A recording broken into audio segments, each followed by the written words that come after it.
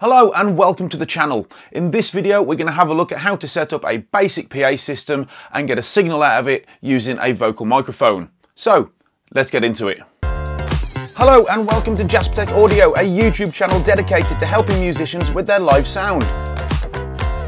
My name's Craig Jasper, I've been a sound engineer for 20 years, I'm also a gigging guitarist and a music teacher. This channel aims to teach you everything you need to know about getting the best out of your PA equipment and getting the best live sound you possibly can. So, click and subscribe and we'll see you in the video.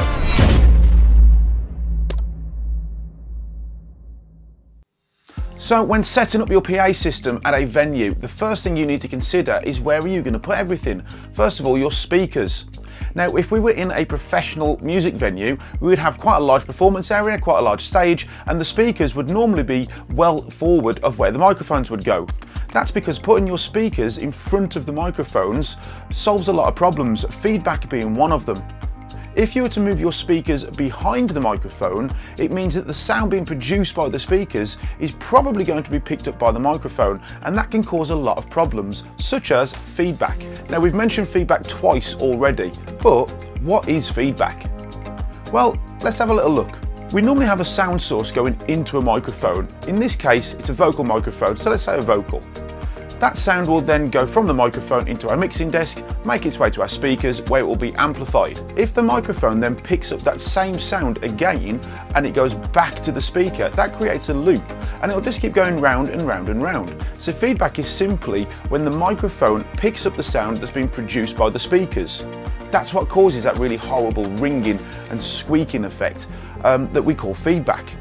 So putting your speakers in front of your microphones and facing away from your microphones can actually help prevent feedback. Now, some of you might be thinking, hold on a minute, I like to set my speakers up behind me so I can hear myself. If I set my speakers up in front of me, I'm not going to hear myself very well. And you'd be right. Standing behind the speakers, the sound is very muffled and you don't hear what's coming out of the speakers very well at all. However, those speakers aren't there for you to hear. They're there for your audience. If you're going to set your speakers up behind your microphone, chances are you're going to have more problems trying to get a good sound. If you want to hear yourself on stage, you need to get an additional speaker, something called a monitor, which goes on the floor and it faces the performer. We will talk about monitors, how to set them up and how to send signals to them in a future video. We want to try and keep our speakers facing forwards if we can. If we start to angle our speakers inwards, then the dispersion angle of our speakers, that basically means how wide the sound is being spread, our dispersion angle can actually start aiming back at our microphone, which again can start to cause feedback. Now, sometimes we're in a really small confined space and our speakers can't go that much in front of our microphone. Sometimes our microphone is right next to the speakers, but as long as our speakers are facing forwards, that will help eliminate a lot of problems. Again, we're not always setting up our equipment in an ideal situation. Sometimes, and I've been there myself, we've had to set up just in the corner of a pub or a venue. If we're in that situation, again, we want to make sure our speakers are not behind the microphone, where our microphone is going to pick up the sound that our speakers is producing. Once we've decided on where our speakers are going to go, we need to make sure we put them up on stands. If we put our speakers down on the floor, then the sound is going to be aimed at people's legs. Now, the human body actually absorbs sound. So if the sound can't travel up and over people, by the time the sound has hit the first few rows of people, it's going to sound very muffled when it gets to the back of the room. So we want to put our speakers on stands and raise our speakers up. Ideally, we want our speakers just above ear level. If we put them just above ear level, it's going to help the sound travel further towards the back of the room. Once we've decided where our speakers are going to go and we've put them up on stands, we need to decide where to put our mixing desk. Now, in an ideal world, our mixing desk will go out front where the audience is.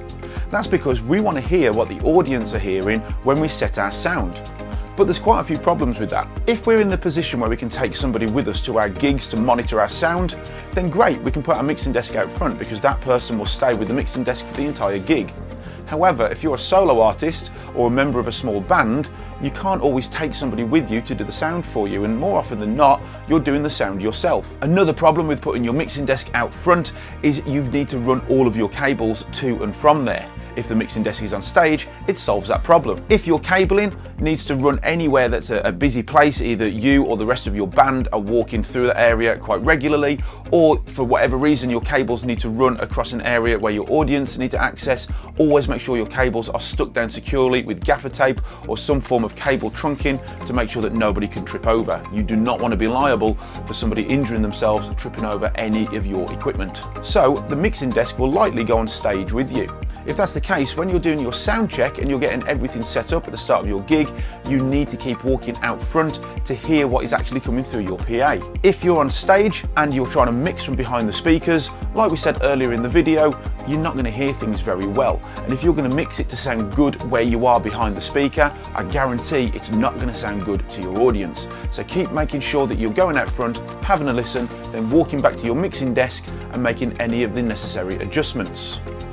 So once we've decided where our speakers are going and where our mixer is going, it's time to connect everything. Now there are three main components to a PA system. There's our mixing desk, which is where we set our volumes and change the tonal characteristics of our inputs. There's the amplifiers, and then there's the speakers.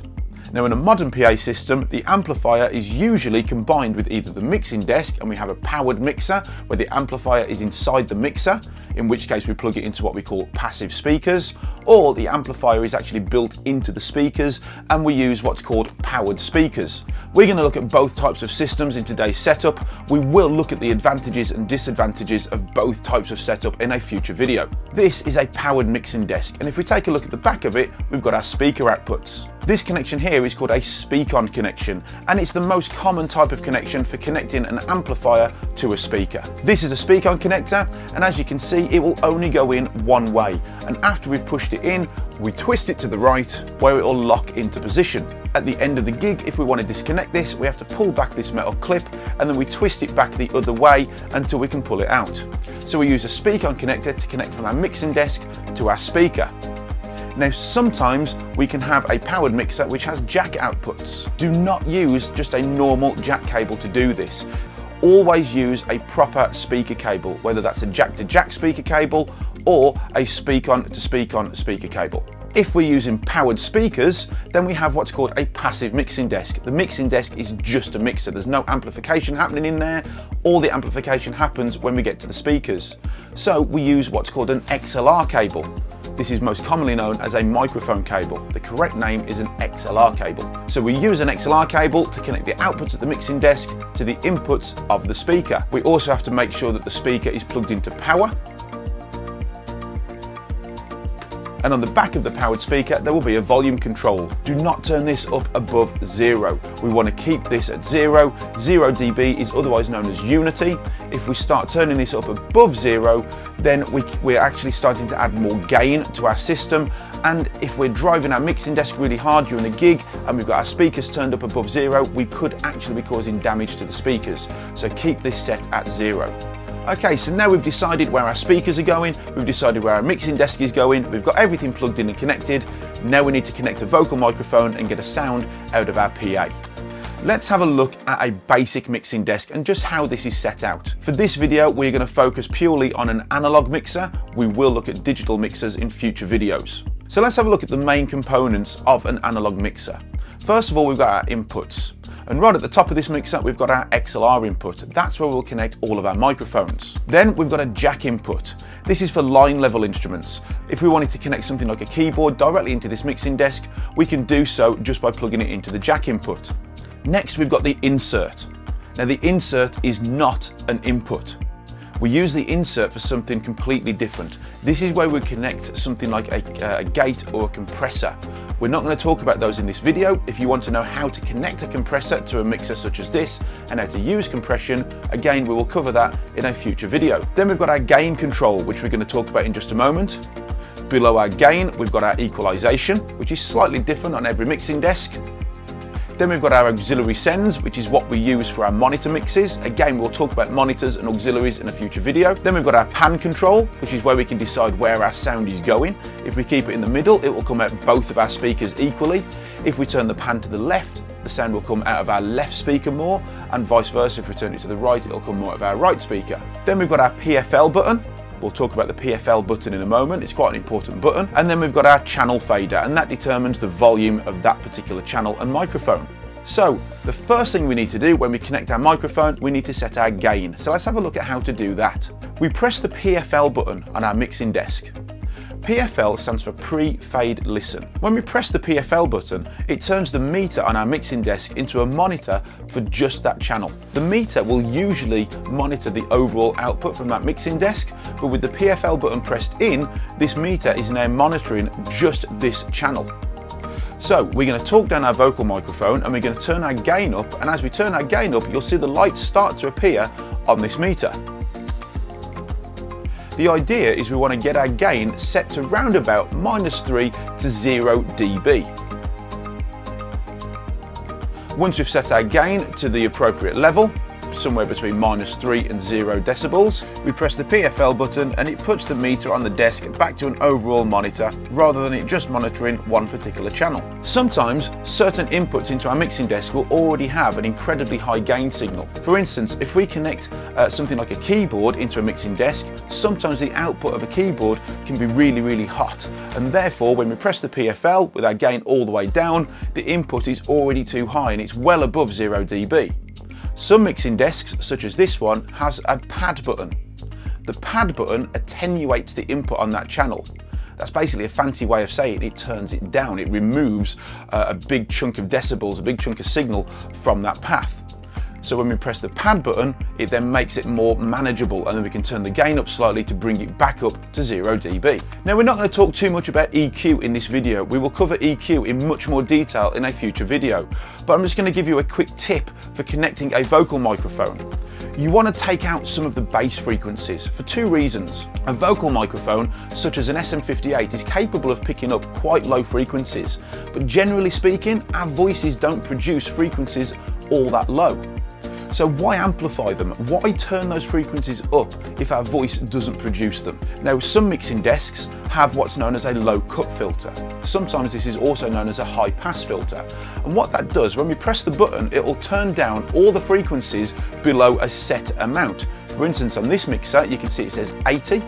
So when I press the button, it turns down all the frequencies 80 Hz and below. If we want to take out some more bass frequencies, we just find the low end, the low frequency knob on our EQ, and we just turn that down. This particular mixing desk that I'm using today does not have a low cut filter. So what I'll do is I'll find my low frequency control in my EQ section and I will turn that down. That's not only going to clean up the signal from our microphone, it's also going to help with certain frequencies which might feed back. So once I've set my gain and I've taken out some of my bass frequencies, I need to make sure that my master volume is up. I always mix with my master volume set at 0 dB. This particular mixer, 0 dB, is all the way at the top. Some mixing desks, 0 dB is about halfway. It will always be clearly marked. I always recommend turning your master volume up to unity, which is 0 dB. Once we've set our master volume, we can then turn our channel volume up to the desired level. So that's how we set up a basic PA system and get a signal from a vocal microphone. If you found this video useful, please click to give a thumbs up. Don't forget to subscribe to the channel. We're going to be bringing out a whole host of videos covering topics such as how to eliminate feedback, how to EQ vocals correctly, how to EQ other instruments correctly, how to use a digital mixer. We're going to be looking at how to wrap cables, repair cables, a whole host of other topics. Don't forget to subscribe and we will see you soon.